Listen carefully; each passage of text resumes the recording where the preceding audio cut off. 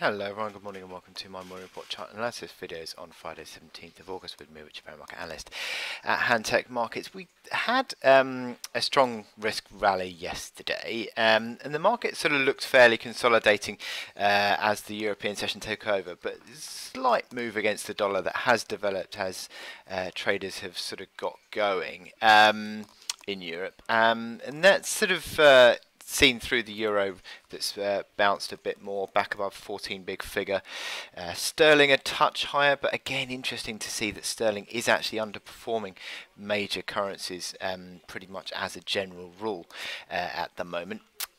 Gold is also higher, about $4 or $5. And it's interesting that what we saw yesterday on Wall Street was a recovery as the S&P 500 and also the Dow, but S&P 500 0.8% higher, tick or two higher on the futures this morning.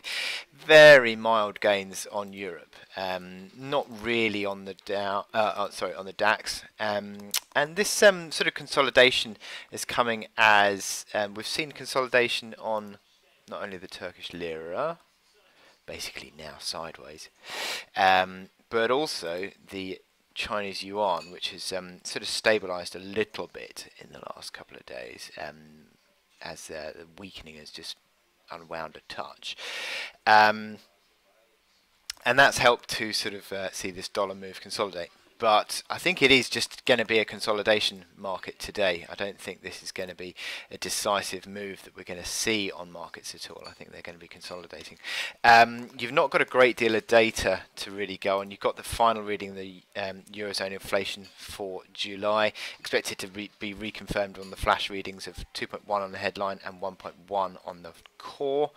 And then into the afternoon, you've got Canadian inflation, expected to stay at 2.5%, and the US Michigan sentiment at 98.0, which is very slight tick higher than 97.9, which was the revised reading from last month. So you got a fairly quiet market today. My chart of the day is the Sterling Aussie chart. Now what we've got as Sterling Aussie has been falling away in the last sort of 3 months or so, 3.5 months of this downtrend. You've seen this consistent rallies being sold into, and again what we've seen in the last week or so is this rally that unwound the selling pressure back towards this resistance band. The resistance band that is the old support that came in around 75, 70 area up towards 76, 60 area. That sort of overhead supply from this July trading, these July lows, that's become a base of resistance, and it's interesting that the market's rolled over at that point and started to build bear candles again. Consistently now sort of being sold into strength. You've got the momentum indicators on the RSI failing around 50, MACD lines sort of not really getting going in that recovery. The stochastics already rolling over at 50 as well.